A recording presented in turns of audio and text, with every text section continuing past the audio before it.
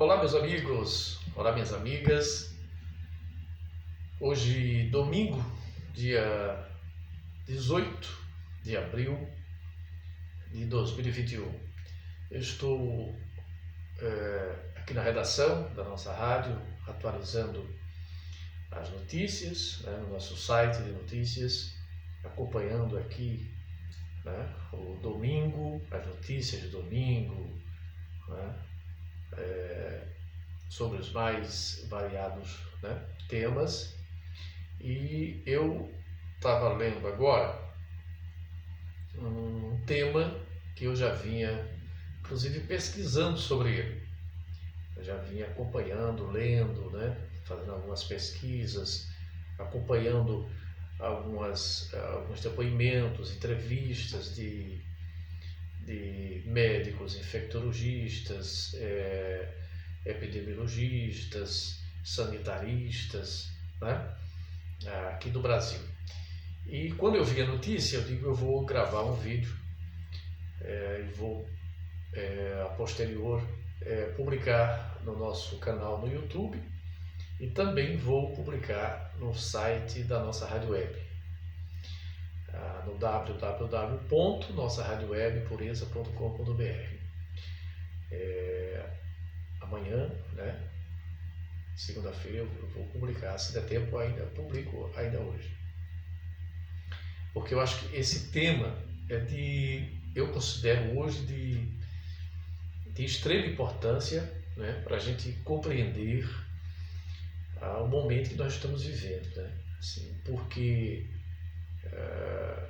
nesses últimos, de janeiro para cá, após aí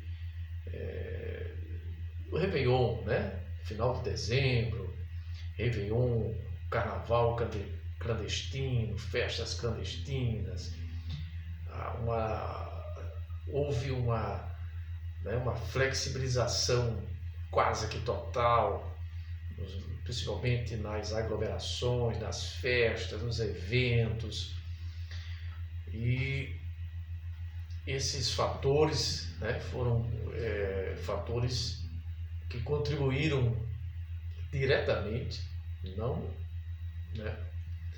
100%, mas na totalidade, para o aumento de casos, e com o surgimento, inclusive, dessas novas variantes dentro dessa pandemia. Eu vou trazer para vocês, gostaria muito que vocês acompanhassem, assistissem esse vídeo. Vou tentar ser o mais breve possível para não tornar um vídeo tão longo, mas é um assunto importante e que eu vou trazer a notícia que está no portal G1 deste domingo, dia 18 de abril. Então, eu vou trazer essas informações que eu considero extremamente importantes para o momento que nós estamos vivendo, de compreender essa mudança na questão dos casos, Vamos trazer para você. Olha só, então no portal G1, na coluna Bem-Estar, e segundo aqui a notícia, ela começa assim, abre aspas: não existe mais grupo de risco para a Covid-19. Entenda por que os cientistas defendem alerta amplo, sobretudo para os mais jovens. A internação de jovens nas UTIs brasileiras atingiu recorde na pandemia. Em março, apenas 7% dos pacientes com Covid nas UTIs tinham mais de 80 anos. Março até agora, 2021. Apenas 7% das internações dos pacientes com Covid nas UTIs tinham mais de 80 anos, apenas 7%, segundo o levantamento da Associação Brasileira de Medicina Intensiva, AMIB. por Mariana Garcia, do portal G1, Aí continua. Se na primeira onda de Covid-19 os idosos eram considerados um grupo de risco, após um ano de pandemia, o perfil mudou. Um levantamento da Associação de Medicina Intensiva Brasileira, AMIB, mostrou que em março de 2021, 52% das internações nas unidades de terapia intensiva foram de pessoas com até 40 anos. Morte de jovens crescem quase 4 vezes em São Paulo entre fevereiro e março de 2021. Médicos relatam choque com UTIs lotadas de jovens com Covid-19. O percentual de jovens internados no Rio de Janeiro quase triplicou em 3 meses, diz a pesquisa. Segundo 3 especialistas ouvidas pelo portal G1, no atual cenário da pandemia no Brasil, é correto falar que não temos mais grupos de risco para a doença, ou seja, para a Covid-19, mas sim comportamento de risco. Então, eles avaliam, estão estudando, né, estão aí confirmando que diante desta realidade, né, do aumento do número de casos está sendo, né, aí nessa faixa etária com menos de 40 anos, nesta chamada segunda onda. Então, já não podemos mais dizer, segundo eles, esses cientistas, pesquisadores aqui no Brasil, de que não há mais grupos de riscos para a Covid-19, e sim o comportamento de risco, ou seja, o meu comportamento, o seu comportamento, o comportamento de toda a sociedade, independentemente da faixa etária. Veja como é isso importante. Em termos de adoecimento, não existe mais grupo de risco. Hoje vemos o maior número de pessoas abaixo de 60 anos e de 50 anos sendo internadas. Isso ocorre por causa da exposição maior, que seja no trabalho, que seja nas reuniões e encontros, explica Raquel Stuck, né? Eu acho que é essa a pronúncia. Ela é infectologista da Unicamp e consultora da Sociedade Brasileira de Infectologia, SBI. Estel Maciel, epidemiologista e professora da Universidade Federal do Espírito Santo, reforça que todos estão em risco. Repito, todos nós estamos em risco, independentemente da faixa etária. Ou seja, o que define o risco não é mais a faixa etária da pessoa, né? E sim o comportamento da pessoa diante da pandemia, né? Seja, repito, né, como ele falou lá no seu local de trabalho, seja nos seus encontros, né, no seu convívio social. Por isso, né, é que é tão importante, inclusive, né, se questiona muito a questão dos locais de trabalho, né, ônibus lotados, isso é uma realidade. Mas no seu local de trabalho, né, que você busque o cumprimento das normas, né, exigir, inclusive, né, dos seus empregadores, o uso de equipamentos, né, de proteção individual, você ter todo o cuidado, né, na questão do seu espaço de trabalho, evitando o contato físico, né, se higienizando, né, constantemente, usando álcool em gel, né? A máscara, todos esses equipamentos, dependendo, obviamente, da profissão, né? Do local que você trabalha. Então, é muito importante isso. Então, precisamos comunicar, abre aspas, precisamos comunicar esta mudança no perfil dos pacientes com Covid-19. Com as novas variantes, os jovens estão adoecendo mais, estão internando mais, com a forma mais grave da doença, mesmo sem comorbidades. Etel Maciel, epidemiologista, né, a fala dele. A infectologista do Hospital Emílio Ribas, Rosana Hickman, eu acho que é isso, conta que atualmente atender pacientes com mais de 75 anos, né, que eram considerados grupo de risco, grupo que já foi vacinado contra a Covid-19 no Brasil, é mais raro. Houve uma mudança muito grande na faixa etária. Hoje é exceção à regra eu atender pacientes acima de 75 anos, afirma esta infectologista, né, do Hospital Emílio Ribas, Rosana. Ela diz mais aqui, os casos ainda existem, mas a imensa maioria dos pacientes dessa faixa acaba pegando a doença entre as doses da vacina, né? Isso acontece, tem acontecido.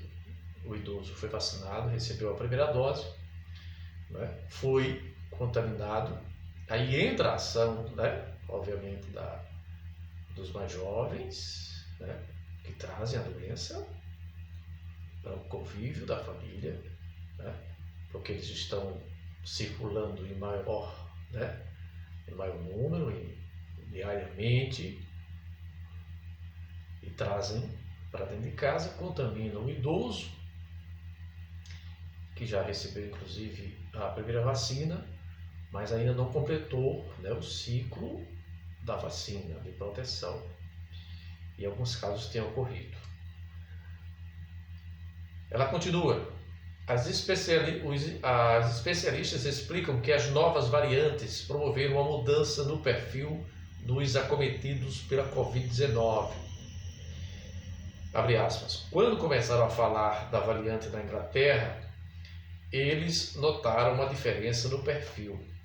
Pessoas mais jovens, inclusive crianças, adoecendo. Não tínhamos visto isso num primeiro momento, diz Maciel. Mas outros fatores podem ter colaborado para essa mudança com o comportamento dos jovens na pandemia, abre aspas.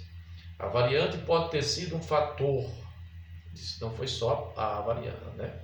Segundo ela, não foi só a variante. Outro fator, a variante pode ter sido um fator, mas quem está em contato com outras pessoas, né, diariamente, pergunta ela. Quem está no transporte público, né, são os mais jovens. Quem está trabalhando são os mais jovens. Quem está indo às festas clandestinas são os mais jovens. Ou seja, o jovem. Alerta Hickman. A vacinação também pode ter ajudado para a alteração da faixa etária. Dados da MIB mostram que apenas 7% dos pacientes com Covid nas UTIs brasileiras em março tinham mais de 80 anos. Apenas 7% agora em março eram de pessoas com mais de 80 anos. Uma queda de 42% na comparação com o acumulado dos 3 meses anteriores. O número de internações de idosos com mais de 90 anos cai 60% após vacinação em Jundiaí. Ela aponta aqui, internações de idosos com mais de 80 anos em UTIs caem pela metade após vacinação no Tocantins. Após vacinação, mortes de idosos entre 85 e 89 anos por Covid-19 cai 51% na cidade de São Paulo. Houve uma redução significativa, abre aspas aqui, na mortalidade de idosos, principalmente nos que já completaram o esquema da vacinação, né? Aqueles que receberam as 2 vacinas e completaram o ciclo, né? Aí determinado pela ciência. Ainda não zerou, porque alguns se contaminaram antes da proteção total. Outros não tomaram a segunda dose ou não se vacinaram. Mas mesmo assim houve uma diminuição muito expressiva da mortalidade neste grupo, explica Stuck. Eu acho que esse é o nome. Tá? Essa redução da mortalidade dos mais velhos reflete nos mais jovens. Já, abre aspas, já estamos vendo uma diminuição de internação e óbitos no grupo que está sendo vacinado. É o fator da vacina, né? O que aumenta a proporção de pessoas mais jovens internadas. Ou seja, na proporção em que a vacinação, né, infelizmente ainda é muito lenta, mas vai avançando, vai atingindo as faixas etárias, né, mais nos idosos, vai diminuindo o número de infecções, o número de internações nessas faixas etárias já que estão sendo vacinados, ou seja, os idosos. Né? E, em contrapartida, pelo comportamento, aí é uma questão, portanto, como cita aqui na pesquisa, esses especialistas, cientistas. Esse grupo, nesses que eram considerados grupo de riscos, né, hoje já não pode ser mais classificados, tidos, né, tidos como grupo de risco, né, mas sim comportamento de risco. É o que está acontecendo hoje, segundo, né, esses pesquisadores. Houve uma inversão, o que aumenta a proporção de pessoas mais jovens internadas. Completa Maciel, um desses especialistas. Entendemos o quê? Justamente o comportamento de risco dessa maioria, né, que são jovens, abaixo de 40 anos, pessoas mais jovens, que são justamente as pessoas que elas circulam mais, né, estão circulando no dia a dia, como já falaram, aqui foi expresso na matéria, né, estão expostas ao trabalho, a grande maioria, né, precisam trabalhar, estão indo trabalhar, que estão abarrotadas nos transportes coletivos e que também, né, estão promovendo as aglomerações, né? Mesmo com restrições, com toque de recolher, nos finais de semana, né? Eu vi cenas, hoje, domingo, eu estou gravando esse vídeo nesse domingo, dia 18 de abril de 2021, eu vi cenas que não tem nada a ver com toque de recolher, né? Não tem nada a ver com as medidas, inclusive, que estão no decreto da Prefeitura Municipal aqui do nosso município. Vi cenas aqui no nosso município, viu? Na zona rural, né? Aglomerações, jovens, olha o fator dos jovens aqui, olha o fator dos jovens, né? Hoje, quase a totalidade dos jovens que eu vi hoje circulando, né? Nenhum dos que eu vi estavam usando máscaras, nenhum, circulando, né? Para cima e para baixo, em cima de motos, se aglomerando, mais de um, né? E vi também aglomerações na zona rural do nosso município no domingo, viu? No domingo.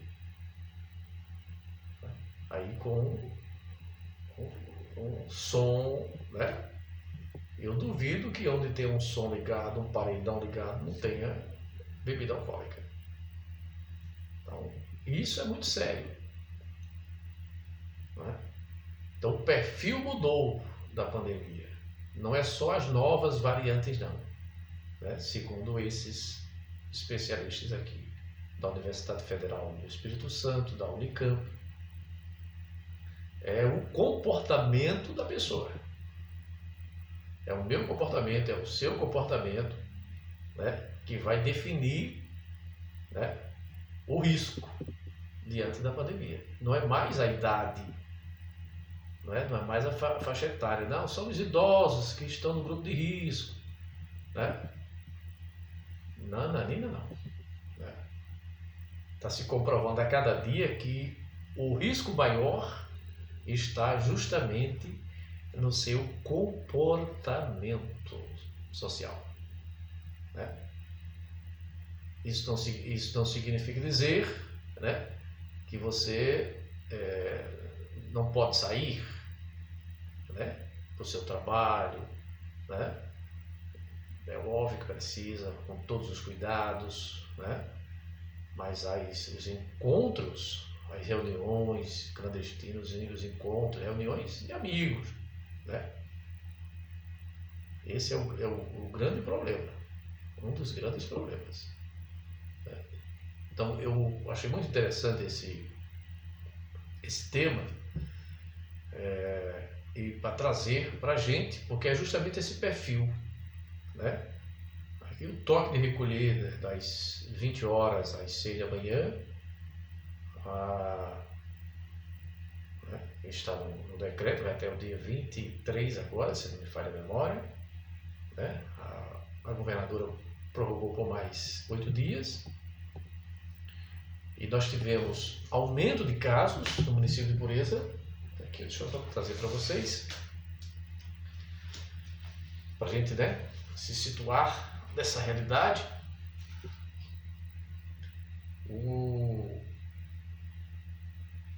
No dia 9 de abril, foi publicado um boletim, dia 9 de abril, com 251 casos de pessoas infectadas desde o início da pandemia, desde março do ano passado. Agora, no dia 16, né, sexta-feira, se eu não me engano, né, 16, 17, 18, 16. No dia 16 de abril, ou seja, aqui 7 dias depois, olha, 7 dias depois, dia 9, né, para 7 dias depois, dia 16 de abril, nós saímos de 251 para 259, ou seja, quantos casos? 8 casos em 7 dias, né? Em 7 dias. 8 casos, dá mais de um caso por dia aqui no município de Pureza. O número de pessoas em acompanhamento aumentou. É você traçar o perfil dessas pessoas. É importante que a Secretaria de Saúde, né, divulgue esses dados, né, complemente esses dados, para a gente ter noção do perfil, da faixa etária, né, dessas pessoas que estão sendo acometidas, né? Isso pode servir até como uma forma de pesquisa, né, para fazer uma análise mais aprofundada sobre a pandemia aqui no nosso estado. Eu vou solicitar esses dados, esse perfil, ao setor de epidemiologia aqui da Prefeitura Municipal de Pureza. Eles sempre me atendem, né, e com a questão jornalística, de informação, para a gente ter noção. E o número de pessoas hospitalizadas aumentou. Eram duas, e agora são 3 hospitalizadas. As pessoas em acompanhamento, em isolamento social, né, que estão sendo acompanhadas, eram 3, passaram para 7, de acordo com o último boletim publicado no dia 16, sexta-feira agora, passada. Então, muito preocupante. Eu tenho um outro tema que eu vou tratar no outro vídeo, porque nós temos 25 minutos, né, aqui, para não ficar muito grande, muito extenso.